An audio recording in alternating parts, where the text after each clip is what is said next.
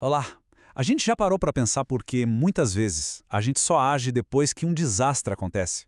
Hoje, nós vamos mergulhar num trabalho acadêmico que vai fundo nessa questão e, mais importante, propõe um caminho para a gente mudar essa realidade. O tema é a importância da educação em defesa civil na redução de riscos e promoção da resiliência comunitária. Então vamos lá entender o que esse estudo tão importante propõe para a gente construir comunidades mais seguras e mais preparadas para os desafios ambientais que a gente enfrenta. Olha só, para a gente ter o contexto completo, este é um projeto de intervenção. Ele foi escrito por Etienne Porto de Araújo, com a orientação do professor Fernando Guilhão de Castro.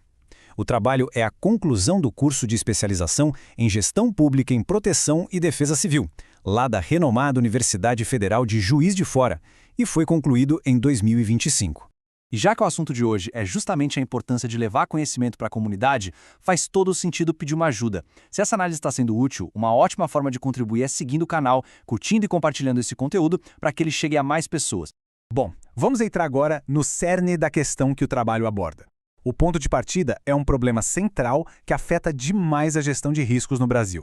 A tal da cultura do desastre. Mas afinal, o que isso quer dizer na prática? E como isso impacta a vida da gente?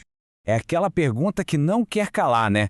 Por que será que, como sociedade, a gente tende a focar tanto esforço na resposta, no depois que um desastre já aconteceu, em vez de agir antes, para prevenir ou pelo menos diminuir os estragos?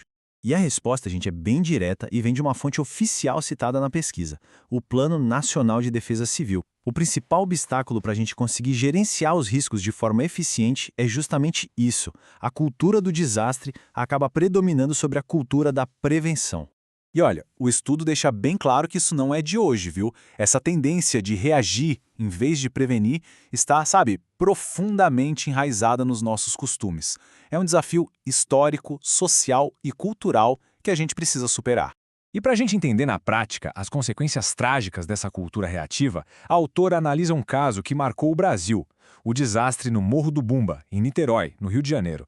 Uma verdadeira tragédia anunciada, como vamos ver. Essa imagem da Agência O Globo é muito forte. Ela mostra a dimensão do que aconteceu em abril de 2010. É um cenário de completa destruição. E o mais doído é pensar que, sim, aquilo poderia ter sido evitado. Então vamos entender o que levou a essa cena. As casas foram construídas em cima de um antigo aterro sanitário, um lixão, ou seja, uma área totalmente instável. As chuvas fortes foram um gatilho e o resultado foi trágico, cerca de 50 mortes. Mas o ponto mais grave que o estudo aponta é que o perigo não era segredo. Estudos técnicos da própria Prefeitura e da Universidade Federal Fluminense, feitos anos antes, já tinham alertado sobre os riscos. A recomendação era clara: tirar as famílias de lá. E essas recomendações simplesmente foram ignoradas. Tá, o cenário é complexo, o problema é grave. Mas e a solução? Onde que a gente encontra uma saída? É aí que o trabalho aponta para um caminho muito claro e poderoso: a educação. O grande objetivo aqui é construir o que os especialistas chamam de resiliência comunitária. Parece um termo técnico, né? Mas a ideia é simples e poderosa. É a capacidade que uma comunidade tem de se preparar para um desastre, de resistir quando ele acontece, de se recuperar depois e, o mais importante, de se adaptar para o futuro. E, segundo a autora, a ferramenta principal para construir isso é a educação. E tem uma citação no trabalho de um pesquisador chamado Kobyama, que resume tudo isso de forma perfeita. Ele diz que o conhecimento é a melhor maneira de proteção. Isso vale tanto para a gente entender os fenômenos que causam os desastres ambientais, quanto para capacitar as comunidades que vivem em áreas de risco. Mas o mais interessante desse trabalho é que ele não para só no diagnóstico, sabe? Ele vai além. A autora Etienne Porto de Araújo avança e apresenta propostas bem concretas para a gente transformar toda essa teoria em ação de verdade. A proposta é um caminho claro, em 3 passos. Primeiro de tudo, levar esse assunto para a sala de aula, incluindo a educação em proteção e defesa civil nos currículos das escolas e universidades. Segundo, criar pontes mais fortes entre a defesa civil e as instituições de ensino para pesquisa e projetos de extensão.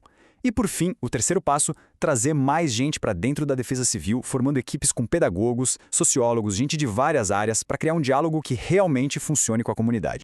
Chegando ao final desta nossa análise, fica muito claro o valor de um trabalho acadêmico como este. Ele não só identifica um problema sério, mas aponta soluções práticas e viáveis para um dos grandes desafios da nossa sociedade.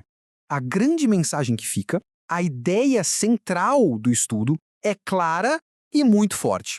Investir em educação não é só uma opção, é a estratégia mais eficaz e mais sustentável para a gente finalmente conseguir virar essa chave, sair da cultura do desastre e entrar de vez na cultura da prevenção e da resiliência. E para fechar, é fundamental a gente reconhecer a qualidade e a enorme relevância deste projeto de intervenção.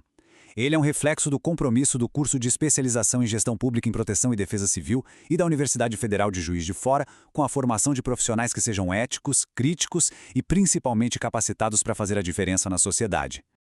Ah, e só uma informação importante. Este conteúdo que a gente apresentou é uma síntese do trabalho acadêmico original e foi produzido com o apoio de ferramentas de inteligência artificial. Muito obrigado pela companhia e até a próxima.